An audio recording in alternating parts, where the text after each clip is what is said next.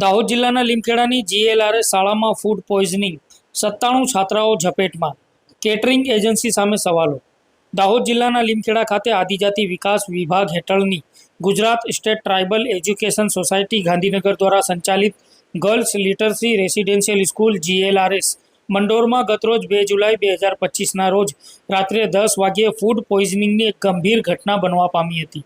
આ ઘટનામાં ધોરણ 6 થી ધોરણ 12ની 97 છાત્રાઓને ખોરાકી ઝેરની અસર થતાં તાત્કાલિક સારવાર માટે લીમખેડા, પીપલોદ, દુધિયા અને દાહોદની ઝાયડસ હોસ્પિટલમાં દાખલ કરવામાં આવી હતી। પ્રાથમિક તપાસમાં ચોંકાવનારી વિગતો સામે આવી છે કે ભોજનમાં ડિટર્જન્ટની ગંધ આવતી હોવાની ફરિયાદ કેટલીક છાત્રાઓએ કરી હતી। આ ગંભીર બાબતને ધ્યાનમાં રાખીને ફૂડ એન્ડ ડ્રગ્સ વિભાગે તાત્કાલિક ભોજન અને પાણીના નમૂનાઓ લઈને food safety and standard authority of India FSSAI પાસે પૃથ્થકરણ માટે મોકલવામાં આવ્યા છે।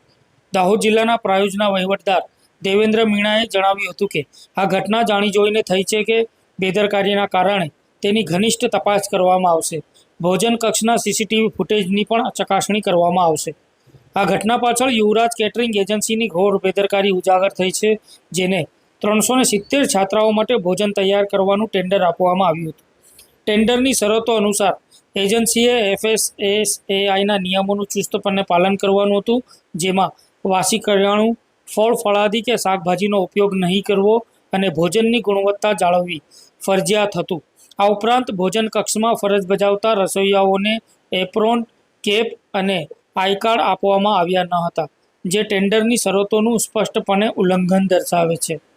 આ ઘટનાએ સ્થાનિક સમુદાયમાં ભારે આક્રોશ ફેલાવ્યો છે અને શાળામાં ભોજનની ગુણવત્તા અને સલામતી અંગે ગંભીર પ્રશ્નો ઊભા થયા છે।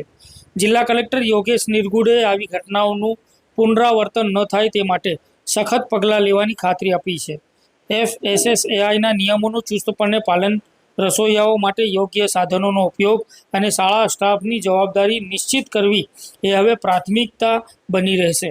આ ઘટનાએ શાળાઓમાં ભોજનની ગુણવત્તા અને સલામતીની વ્યવસ્થા પર પ્રશ્નચિહ્ન ઊભું કર્યું છે। વહીવટીતંત્રની ત્વરિત કાર્યવાહી અને મેડિકલ ટીમોના પ્રયાસોએ સ્થિતિને નિયંત્રણમાં લાવી છે, પરંતુ યુવરાજ કેટરિંગ એજન્સીની બેદરકારી અને શાળા આચાર્યની ગેરહાજરીએ આ ઘટનાને વધુ ગંભીર બનાવી છે। તપાસના અંતિમ અહેવાલની રાહ જોવાઈ રહી છે, જે આ ઘટનાના મૂળ કારણોને સ્પષ્ટ કરશે અને ભવિષ્યમાં આવા બનાવોને અટકાવવા માટે માર્ગદર્શન પૂરું પાડશે। આ ગંભીર ઘટના વિશે તમારું શું વિચારો છે? શું આવી કેટરિંગ એજન્સીઓ સામે કડક કાર્યવાહી થવી જોઈએ? તે અમને કોમેન્ટ બોક્સમાં જણાવશો। ગઈકાલે રાત્રે 9:30ની આસપાસ લીમખેડાની મોડેલ સ્કૂલમાં ચાલતી ગર્લ્સ રેસિડેન્શિયલ લિટરસી સ્કૂલના 12 થી 13 બાળકોને ડાયરિયા, વોમિટિંગ અને એબ્ડોમિનલ પેઇનની કમ્પ્લેન સાથે અહીંયા લીમખેડા CHC પર 108 મારફતે લાવવામાં આવ્યા હતા અને પછી એવું જાણવા મળ્યું કે વધારે પડતા બાળકોને તકલીફ છે, એમને ખોરાકમાં કંઈક આડીઅવળી વસ્તુ આવી ગઈ હતી, જેના કારણે આ બધી તકલીફ થઈ હતી। તો અહીંયા પૂરો સ્ટાફ અહીંયા હાજર હતો, ડૉક્ટરની 4 ટીમો હતી અને અમને અમારા જે સિનિયર ઓફિસરો છે એમના અંડર ગાઈડન્સમાં બધાની સારવાર ચાલુ કરવામાં આવી હતી। કાલ રાત્રે અમારી પાસે લીમખેડા CHC પર 55 બાળાઓને લાવવામાં આવ્યા હતા। 14 બાળાઓને પીપલોદ CHC પર લઈ ગયા હતા અને દુધિયા CHC અને દેવગઢ બારિયા SDHને સ્ટેન્ડ બાયમાં રાખવામાં આવ્યું હતું કે વધારે પડતા કોઈ જરૂર જણાય તો એ તાત્કાલિક આપણને રિસ્પોન્સ ટીમ બનાવવામાં આવી હતી। 4 ટીમ અહીંયા તૈનાત હતી, 3 ટીમ પીપલોદ CHCમાં હતી અને બીજી ટીમો દુધિયા અને દેવગઢ બારિયા SDHમાં તૈનાત કરવામાં આવી હતી અને તાત્કાલિક ધોરણે આ ખબર મળતા અમારા CDHO સાહેબ, THO સાહેબ, RCHO સાહેબ અને અહીંયા લીમખેડા પ્રાંત ઓફિસર સાહેબ શ્રી હાજર રહ્યા હતા અને અમને જરૂરી માર્ગદર્શન પૂરું પાડ્યું હતું।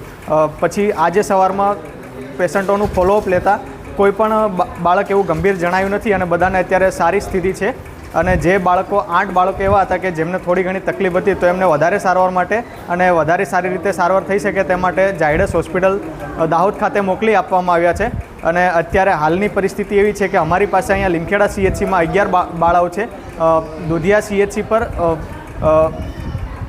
64 બાળાઓને ઓબ્ઝર્વેશનમાં રાખવામાં આવી છે, એ બધી સ્ટેબલ જ છે અને 14 બાળાઓ ત્યાં પીપલોદ CHCમાં ઓબ્ઝર્વેશનમાં રાખવામાં આવી છે। અત્યારે એવું કોઈ ગંભીર સ્થિતિ જણાતી નથી અને બધા નોર્મલ છે।